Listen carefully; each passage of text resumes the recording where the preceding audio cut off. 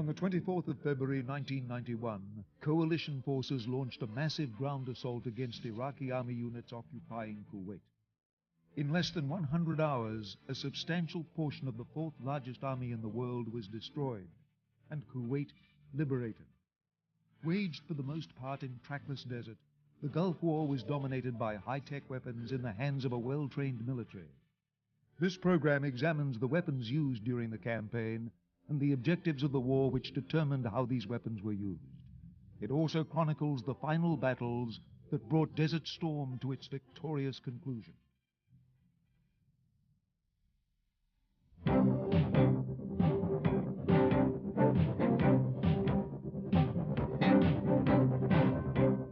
In November 1990, President George Bush increased the scale of U.S. forces stationed in Saudi Arabia.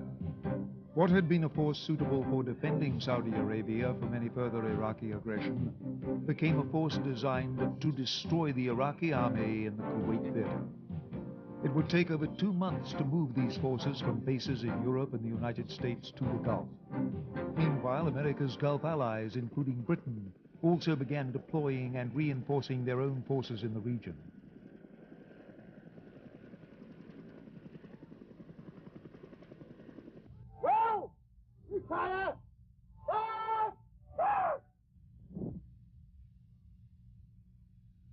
The initial ground units sent to the Gulf to deter further Iraqi aggression were centered on 2 main elements: the Army's 18th Airborne Corps and Marine Corps' Expeditionary Forces.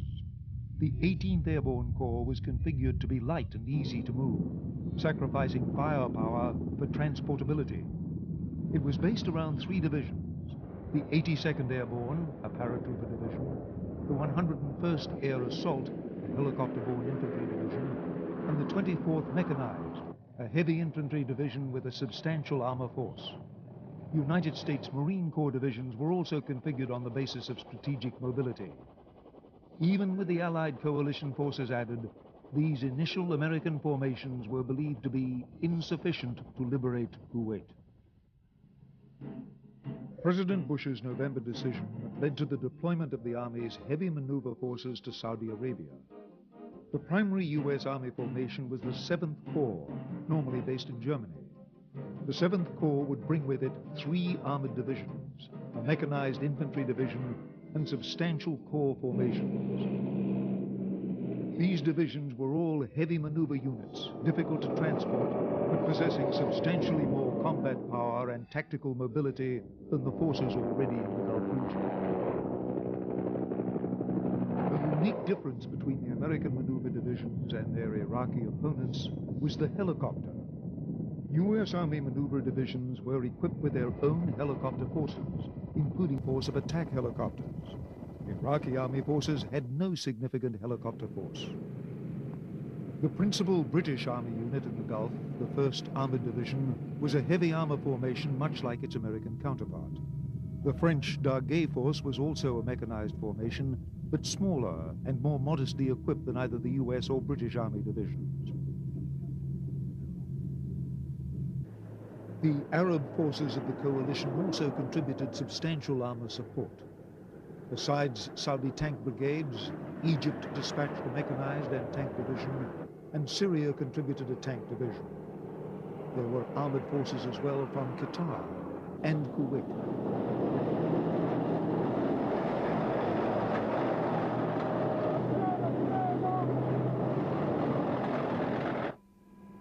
Since World War II, the dominant land weapon in desert warfare has been the tank. This was especially the case in the Gulf War. The majority of Iraqi tanks were the older Chinese Type 59 or the similar Soviet T-55. The best Iraqi tanks, the T-72s, were used by the Republican Guard. U.S. Army tank formations, although outnumbered, were much better equipped than their Iraqi counterparts. In the early 1980s, the U.S. Army had completely revamped its armored force by replacing the M60 series main battle tank with the new M1 Abrams. There is no tank on the battlefield anywhere in the world, certainly not on this battlefield, that even comes close to matching the M1A1 heavy armor. I mean, and that's not a hope, that's just an analysis of capabilities of equipment.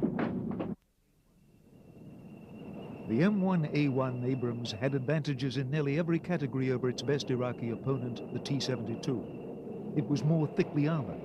During tank-to-tank engagements, hundreds of Iraqi tanks were destroyed, while the M1A1 proved virtually indestructible. Very few M1A1 tanks were hit, and there were no fatalities as a result.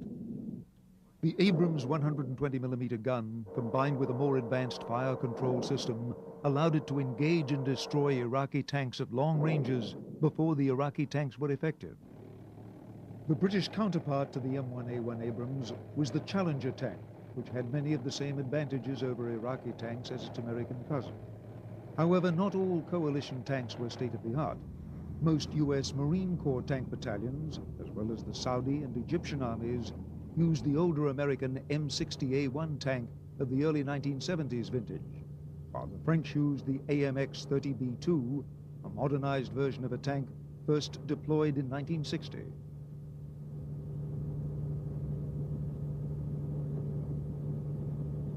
The Syrians used the Soviet-built T-62 tank, much the same type of tank used by the Iraqis. One of the most significant advantages enjoyed by Allied vehicles over their Iraqi counterparts was their use of more sophisticated night vision systems. This played a significant role during the ground campaign. Allied tanks could fight at night or in poor weather conditions, when the Iraqi tanks were virtually blind.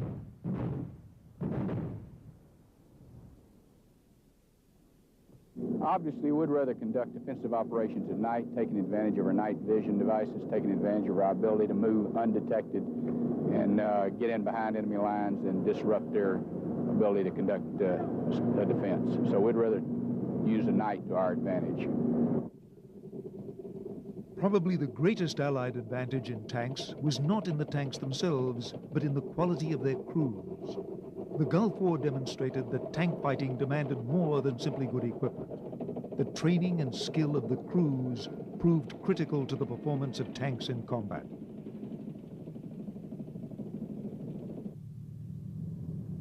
The companion to the tank on the modern battlefield is the infantry fighting vehicle.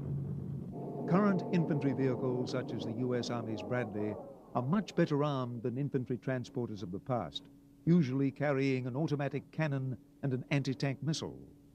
In contemporary tank warfare, the infantry rides into battle within the armored hull of a fighting vehicle. The infantry can dismount near the battle line to carry out its traditional combat missions. The armored infantry transporter allows the infantry to keep up with the tanks and gives the infantry protection against enemy small arms fire and artillery airbursts. Infantry mobility was a primary requirement in the Gulf War. The distances covered were vast, and the infantry needed a vehicle capable of moving them at the same pace as the tanks and the other vehicles.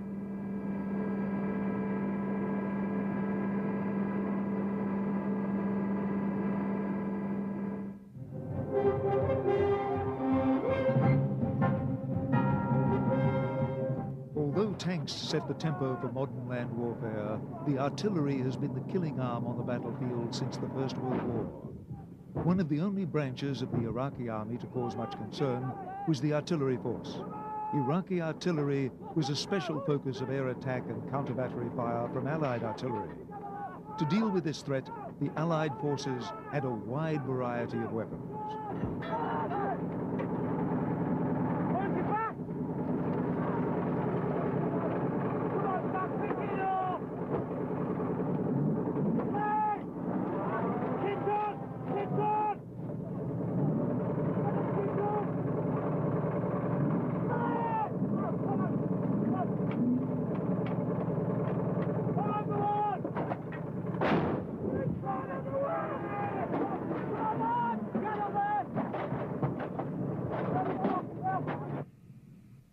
The M109 self-propelled 155mm howitzer was the primary weapon of coalition artillery units. Although it could be outranged by many Iraqi guns, superior fire direction and intelligence more than compensated. Artillery is no longer a contest of gun barrels alone. Targets must be accurately located and identified. The U.S. Army and Marine Corps had several innovations to help in this respect. RPVs, remotely piloted vehicles, were used by the ground forces and the Navy to help find Iraqi artillery and other targets and to help correct the aim of the guns.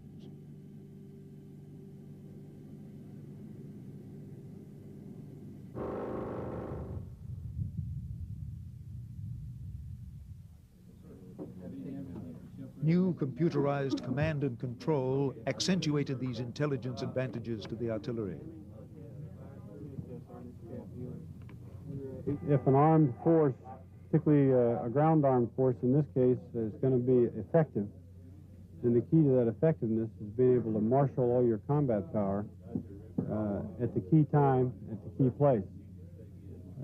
The way we collect the intelligence, analyze it, process it, and then make key decisions about enemy intentions at this site allows the division commander to do just that, to focus his combat power, and in the process of focusing it, overwhelm the enemy in front of him. New technology also increased the killing power of coalition ground forces. The MLRS, Multiple Launch Rocket System, was designed specifically to deal with enemy artillery concentrations and could reach further than any Iraqi gun.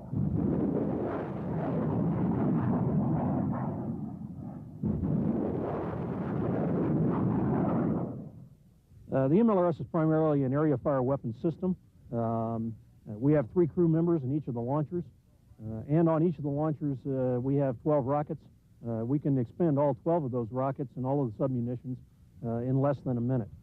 So we get a huge volume of firepower in a very short period of time. I think we would probably be used primarily in a counterfire role, that is shooting against his artillery, or in any type of target where we had a large area type target that we wanted a large volume of fire in a very short period of time. As we see in this test footage, the small submunitions blanket a wide area. The MLRS proved very successful in countering the threat of the more numerous Iraqi artillery force.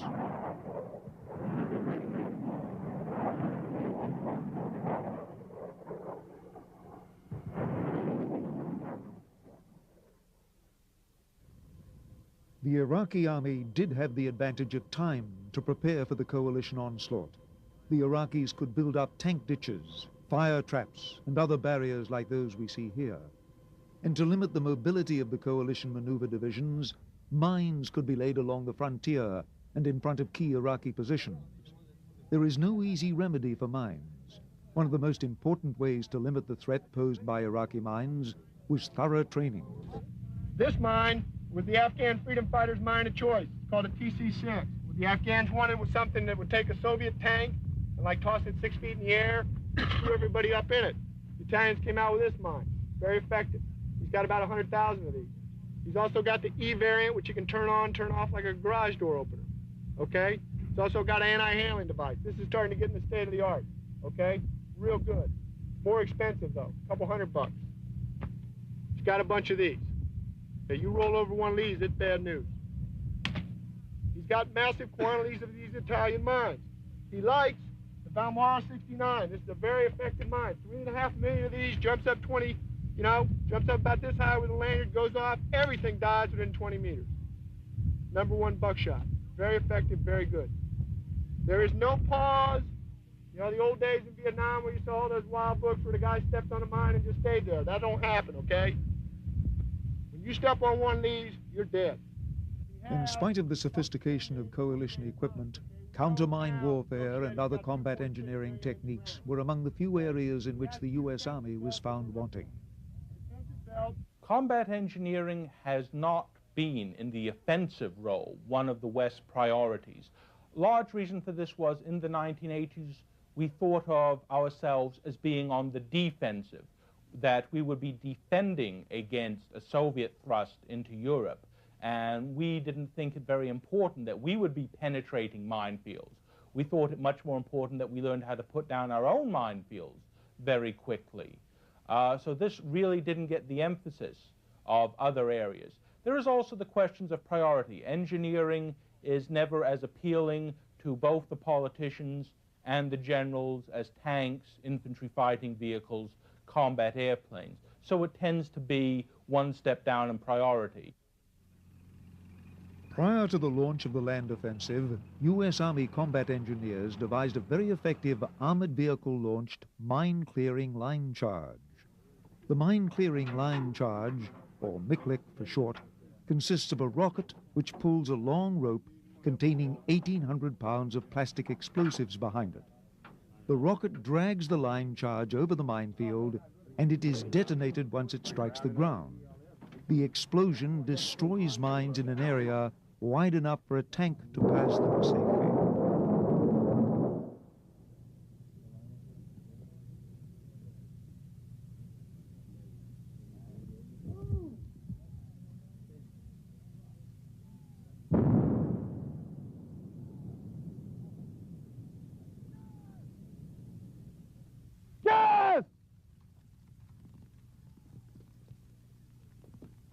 One of the most serious concerns during the Gulf War was that Iraq would use chemical weapons. Saddam Hussein used chemical munitions extensively during its war with Iran and against the Kurdish population within Iraq. There was every reason to believe that gas would be used again. The prospect that Allied forces would face chemical weapons prompted a training program, the seriousness of which had not been seen in most armies since the First World War.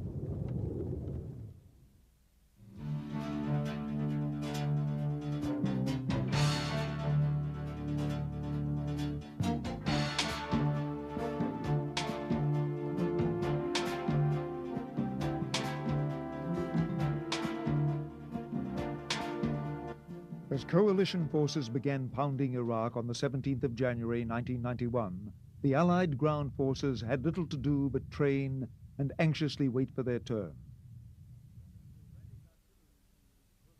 Sporadic artillery duels broke out along the Kuwaiti-Saudi border, but the Iraqi forces in Kuwait, subjected to a merciless pummeling from the air, remained inactive through the end of January.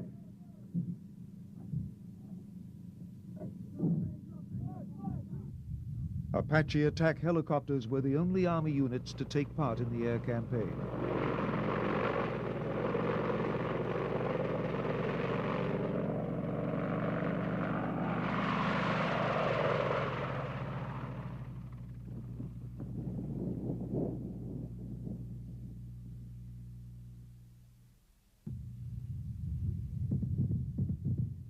Suddenly, on Tuesday night, 29th of January, the Iraqi army in Kuwait began to stir.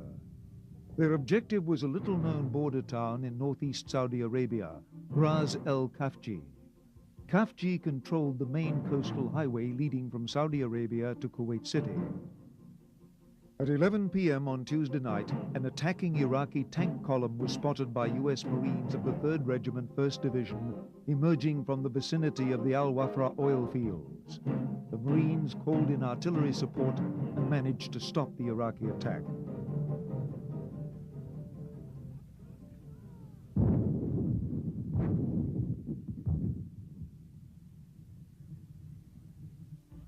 At nearly the same time, an Iraqi mechanized infantry battalion began driving down the coastal highway and charged into Ras al Khafji. Khafji was not heavily defended, with only a scattering of border forces. The Iraqis used a ruse to enter the area, pretending to surrender to cross the border unopposed.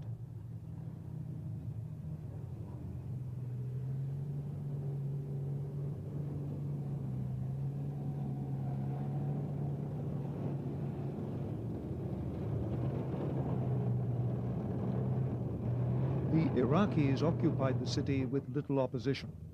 The Saudi army and allied Qatari tank units began moving up into the area once the attack had been reported. The unopposed Iraqi drive into Khafji infuriated the Saudis, who insisted on retaking the city themselves. A 3rd Iraqi attack was also launched between Khafji and Wafra, but ran head-on into Saudi and Qatari armor. The Qatari AMX-30 tanks, with supporting anti-tank missile vehicles, shot up the Iraqi column and halted it at the border.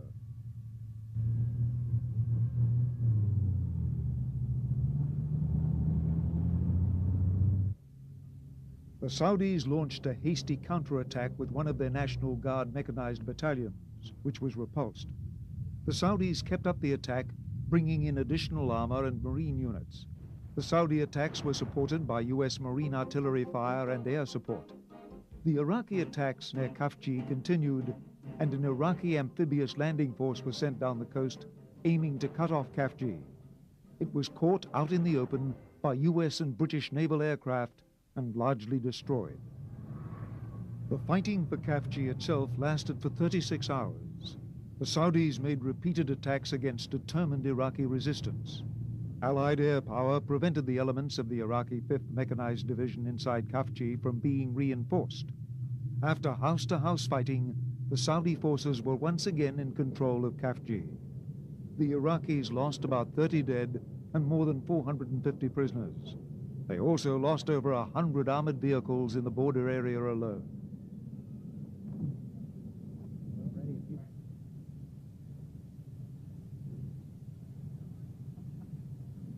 As the Allied forces began interrogating Iraqi prisoners, it soon became clear that Kafji had been intended as much more than a minor border skirmish.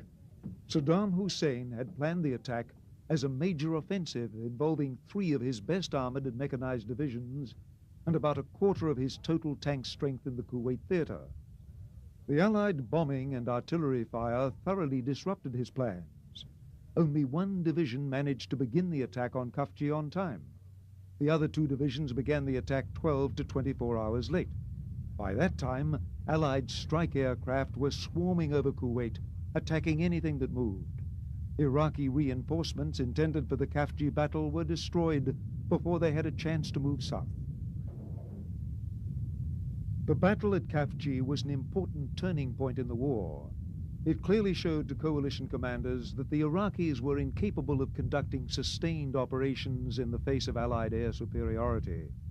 It also clearly revealed that the average Iraqi infantryman, low on water and food and weary of the war, was unlikely to fight tenaciously.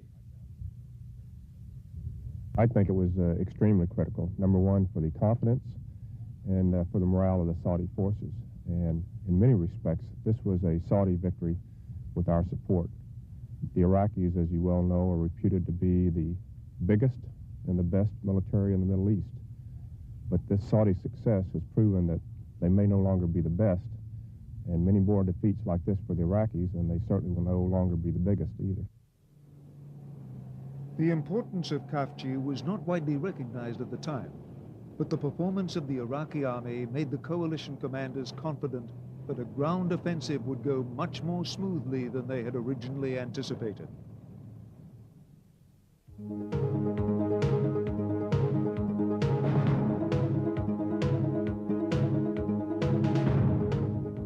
Our strategy to go after this army is very, very simple. First, we're going to cut it off, and then we're going to kill it. I'm not telegraphing anything. I just want everybody to know that we have a toolbox that's full of lots of tools, and I brought them all to the party. General Schwarzkopf has them all at the party. By the 3rd week of February, the first phase of Operation Desert Storm was complete. The Iraqi army had been cut off from its main source of supplies across the Euphrates River. Bridges had been bombed, and truck traffic had been halted by the air campaign. Iraqi divisions had been starved of food and water. A large number of their tanks, armored vehicles, and artillery had been smashed by air attack.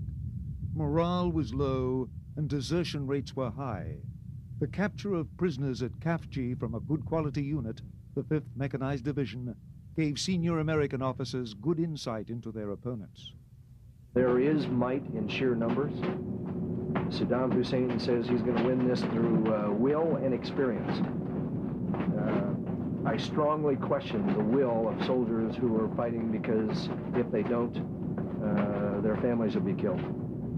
Quite unlike, for example, the Vietnamese who fought because they felt that they were right and had personal conviction. They underwent the hardships and fought despite them because they believed in what it was they were doing. I think all of us have reason to question whether or not the Iraqis really believe in what they're fighting for right now. Not that they don't believe in their nation, and those of them that believe they're defending their nation will fight hard. but the Iraqis are also smart soldiers. Educational level in the Iraqi army is pretty high, and I think most of them recognize the fact that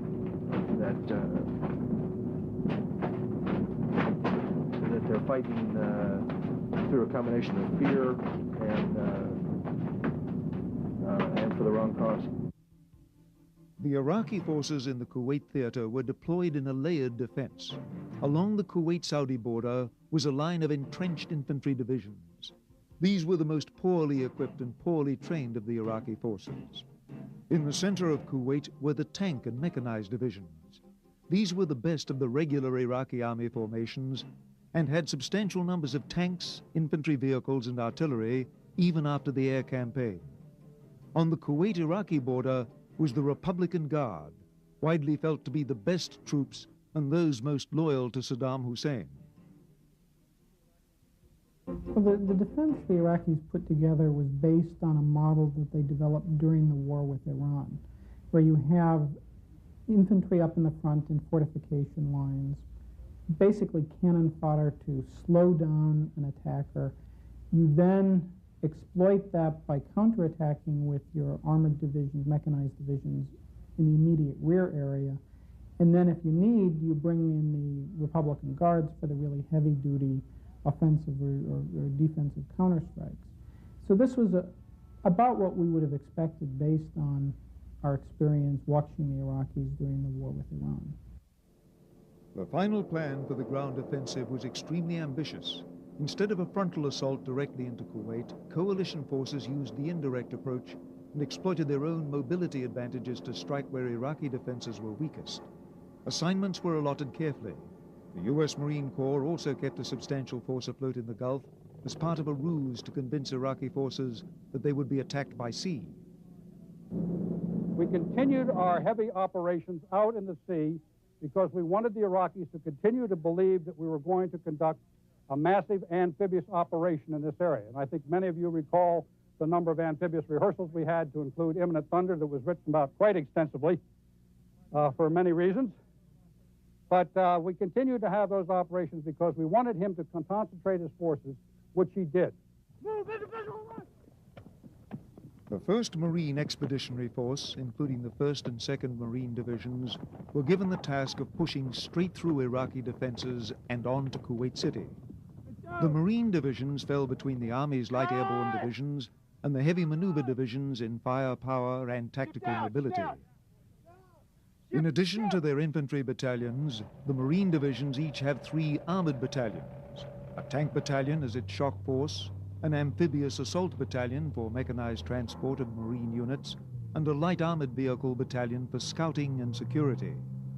Compared to the Marines' 3 battalions, the Army's heavy maneuver divisions have 10 or 11 battalions, a mixture of M1 Abrams tank battalions and M2 Bradley mechanized infantry battalions. Due to the differences in the Army and Marine divisions, General Schwarzkopf decided to deploy the Marines in the drive for Kuwait City, while the Army's more mobile divisions were assigned to the flanking attack. I think this is probably one of the most important parts of the entire briefing I could talk about. As you know, very early on, we took out the Iraqi Air Force. We knew that he had very, very limited reconnaissance means, and therefore, when we took out his Air Force, for all intents and purposes, we took out his ability to see what we were doing down here in Saudi Arabia. Once we had taken out his eyes, we did what could best be described as the Hail Mary play in football. I think you recall when the quarterback is desperate for a touchdown at the very end, what he does is he steps up behind the center, and all of a sudden, every single one of his receivers goes way out to one flank, and they all run down the field as fast as they possibly can and into the end zone, and he lobs the ball. In essence, that's what we did. When we knew that he couldn't see us anymore, we did a massive movement of troops all the way out to the west, to the extreme west, because at that time we knew that he was still fixed in this area with the vast majority of his forces, and once the air campaign started, he would be incapable of moving out to counter this move, even if he knew we made it. The Marine drive was supported by the coalition Arab forces, including Egyptian, Syrian, and Saudi units in western Kuwait, and and a Saudi and Kuwaiti task force along the coast. Prior to the ground assault, the Army's maneuver divisions pulled up stakes at their bases in northern Saudi Arabia and began their trek to start points at the border. The Army attack began with a feint by the 1st Cavalry Division to divert Iraqi attention from the main blow further west. Simultaneously, the 18th Airborne Corps, including the French Daguet Force, drove north to seal off the left flank from any Iraqi reinforcements. The British 1st Armored Division attacked along the Wadi el-Batin, then swung towards Kuwait to eliminate Iraqi tank forces. The heaviest blow was delivered by the U.S. Army's 7th Corps, which headed north before hooking to the east to confront the Republican Guard.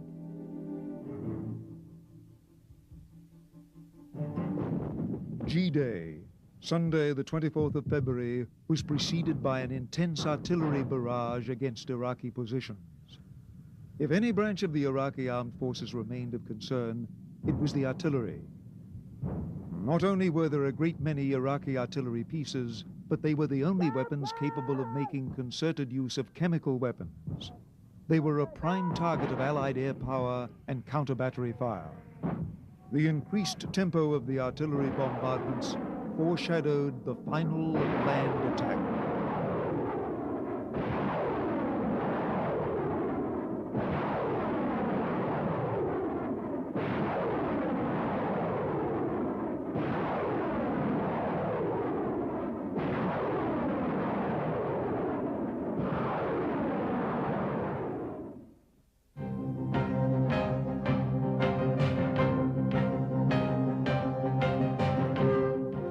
At 4 o'clock in the morning, the Marines, the 1st Marine Division and the 2nd Marine Division, launched attacks through the barrier system. They were accompanied by the the Tiger Brigade, U.S. Army Tiger Brigade of the 2nd Armored Division. At the same time, over here, 2 Saudi task forces also launched a penetration through this barrier. But while they were doing that, at 4 o'clock in the morning over here, the 6th French Armored Division, accompanied by a brigade of the 82nd Airborne, also launched an overland attack to their objective up in this area, Al Salman Airfield. And we were held up a little bit by the weather, but by 8 o'clock in the morning, the 101st Airborne Air Assault launched an air assault deep in the enemy's territory to establish a forward operating base in this location right here. U.S. Marine forces began to penetrate the first layers of Iraqi defensive positions and minefields before the main attack, G-Day, Sunday, 24th of February, infiltrating through the first set of barriers and minefields under the cover of darkness.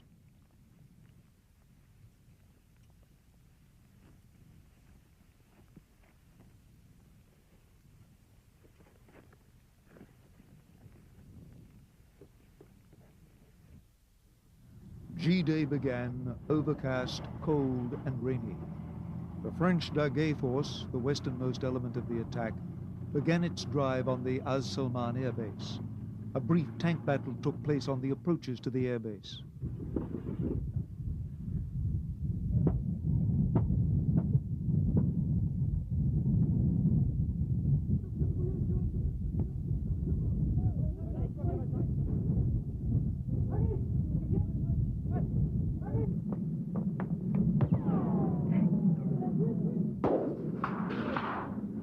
After overrunning Az Salman Air Base, the Daguet Force headed north to the Euphrates River to seal the Iraqi troops in the Kuwait theater.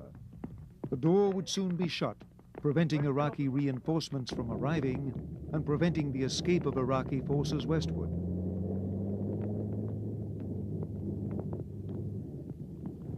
In the meantime, the 101st Air Assault Division began their airlift operation deep into Iraq.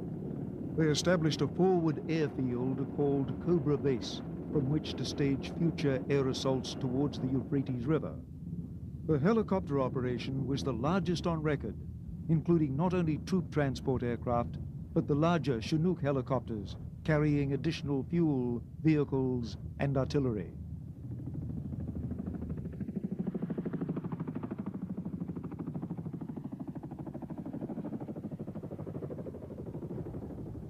Hours later, the 101st cleared out bunkers in the Cobra Base area and brought other Iraqi forces under artillery fire.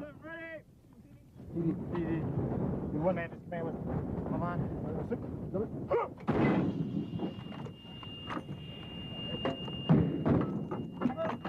go, go! Ready!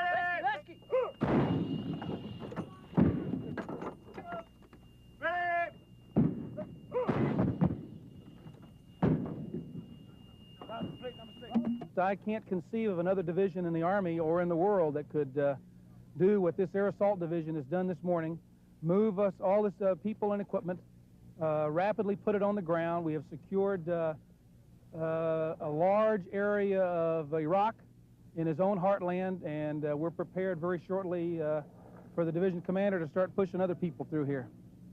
We're going to advance from here then. Absolutely. There's nothing, as you can well see, there ain't nothing to hold out here. So this is a way station for future operations, and that's what we'll do.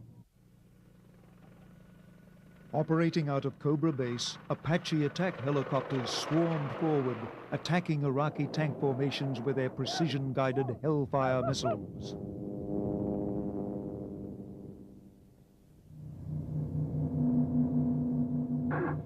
Dead smack hit. Roger, good hit. It sounded like a fuck. Oh, we got it! Oh, that blew the hell out of it! The 7th Corps attack came next. Preceded by the armored cavalry regiments, the tank and mechanized divisions began their drive into Iraq. During the first day of fighting, contact with Iraqi units was light, and it was apparent that Iraqi resistance would be much weaker than had been expected. Later that day, the British 1st Armored Division swung back eastward to engage Iraqi armored divisions near the Kuwait border. In the ensuing encounters, over 200 Iraqi tanks and 100 other armored vehicles were destroyed, with very light losses to British forces.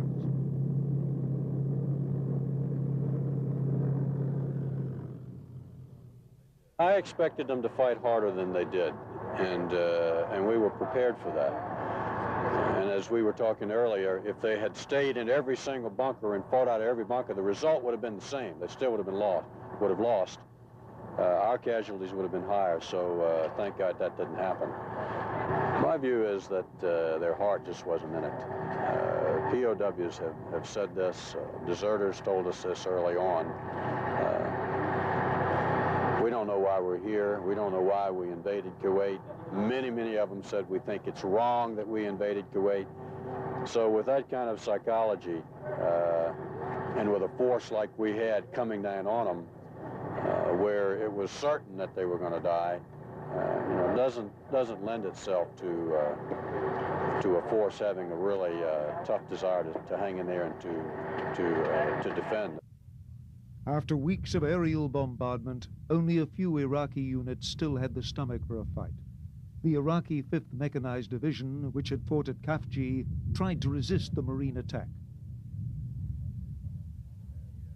Some did fight. We had quite a counterattack yesterday morning, and a good bit of it around my CP. The 5th Mech Division counterattacked. We did a couple things, I think, that disrupted it. We learned where they were assembling and fired artillery right at their assembly points, which flushed them out of the oil fields. And one thing we were surprised that they were operating in those oil fields with the hot fires. And that's really where they came at us. The largest tank battles took place on the 26th and 27th of February when the 7th Corps encountered Republican Guard divisions. Few visual records of these battles exist, as they took place in poor weather or at night. The battles were extremely one-sided.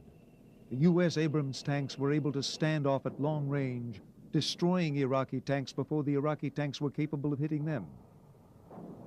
7 Abrams tanks were hit by Iraqi T-72 tanks, but none of the Iraqi rounds could get through the Abrams' tough armor. One of the most savage battles pitted a troop from the 2nd Armored Cavalry Regiment in a night-long engagement against retreating elements of 2 Republican Guard divisions. By morning, the Iraqi force had been completely defeated. The Republican Guard divisions were defeated nearly as quickly as the regular Army divisions.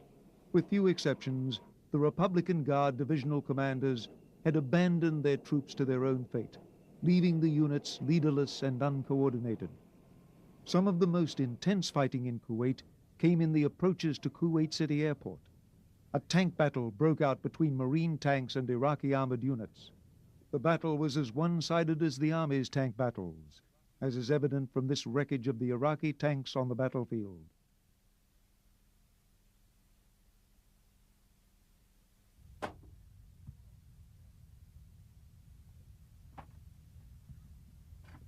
Oh, wow.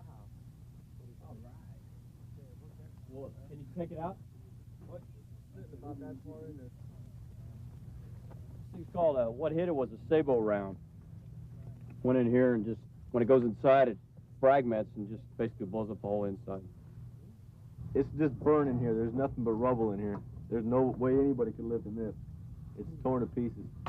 Looks like somebody threw a frag in here. It's still warm.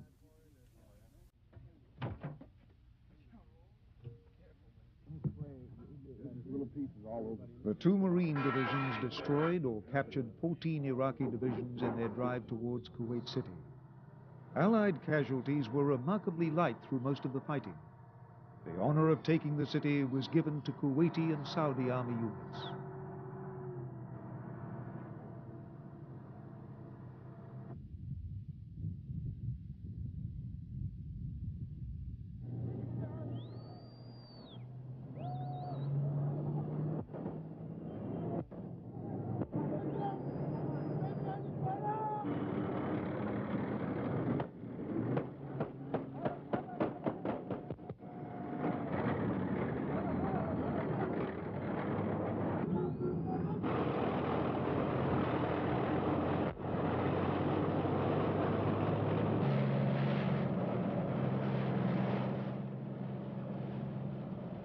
As Kuwait City was being liberated, the Tiger Brigade, an army tank unit providing support to the Marines, pressed ahead to cut off Iraqi forces retreating back towards Iraq.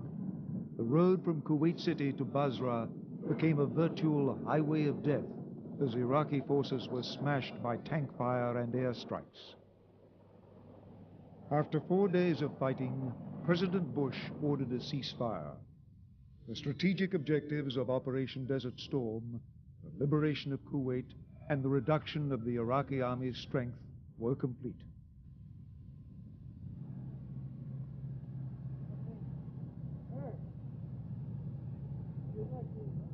And as president, I can report to the nation, aggression is defeated, the war is over.